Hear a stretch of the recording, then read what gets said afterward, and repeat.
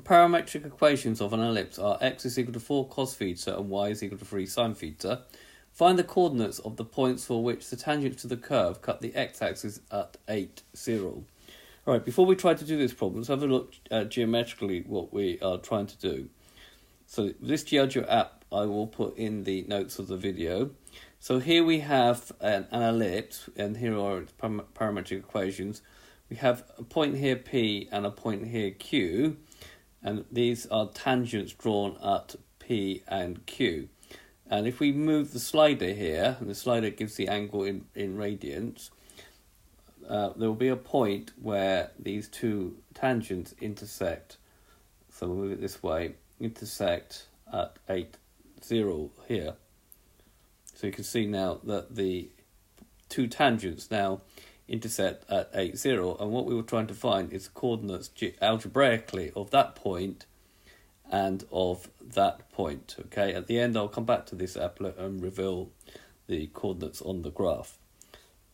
So how do we do this? Okay, so we've got x is equal to 4 cos theta.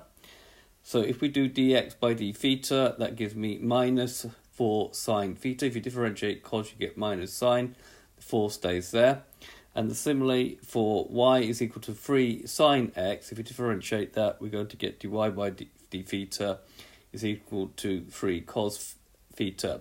In order to find the gradient of any point on that tangent, on that curve, the ellipse, we need to find dy by dx. So using the chain rule, dy by dx is dy by d theta times d theta by dx. So that gives me dy by dx is going to be equal to 3 cos theta times minus 1 over minus 4 sine theta. And that gives me 3 cos theta over 4 sine theta. And we'll leave the minus sign out there at the front. Now, an equation of the tangent. How would we find an equation of the tangent? Well, in normal geometry, if we want to find the equation of the tangent, we use this formula. Y minus y1 is equal to the gradient of the tangent, x minus x1. So this point here is the gradient of the tangent, or this expression here is the gradient of the tangent.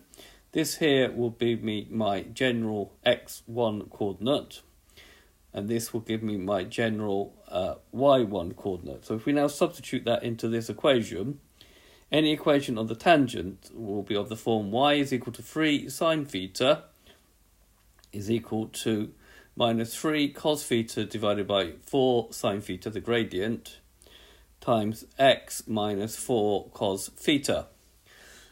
Okay. Right, but we know that this tangent, and we know there's two of them because we've looked at the graph already, will pass through the point 8, 0. So when x is 8, y is 0. So substitute that into here.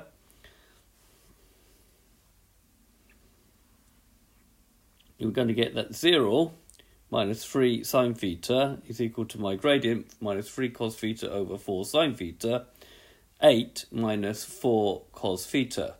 So we now got to solve this equation. So the obvious thing to do is, first of all, maybe cancel out the minus 3's and then multiply by 4 sine theta. So that's going to give me 4 sine squared theta, because sine times sine is sine squared.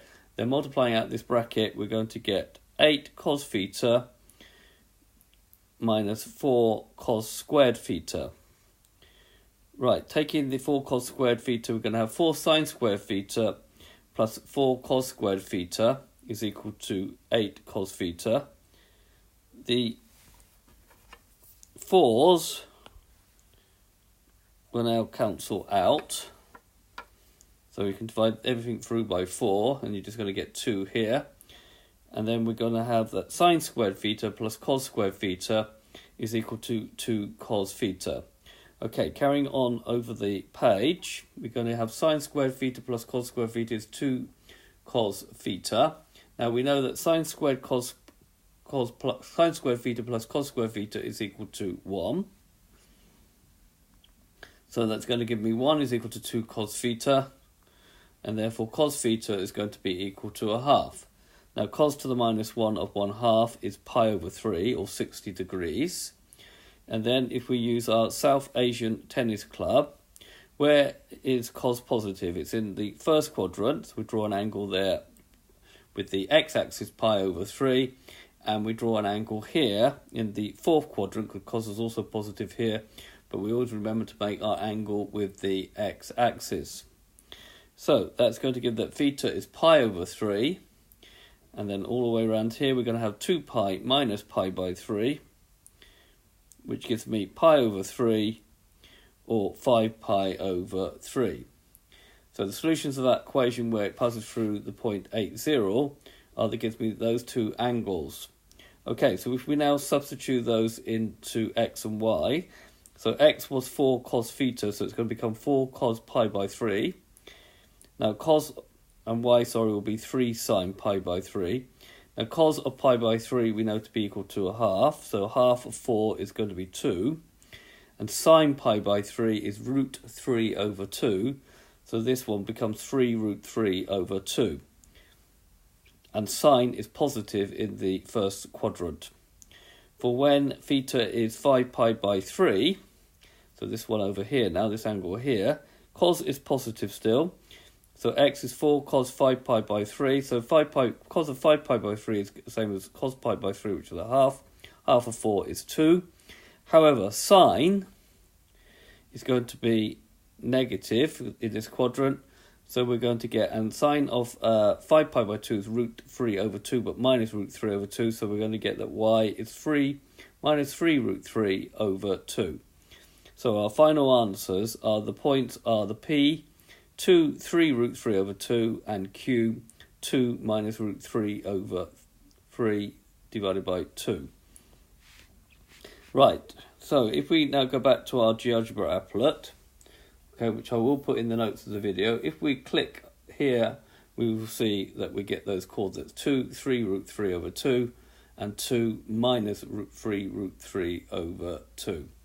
Okay, so this has been a video to help show you how to find the coordinates of where a tangent is drawn in order of an ellipse for the two tangents to meet at the coordinates 8, 0. I hope you've understood, and I thank you very much for watching.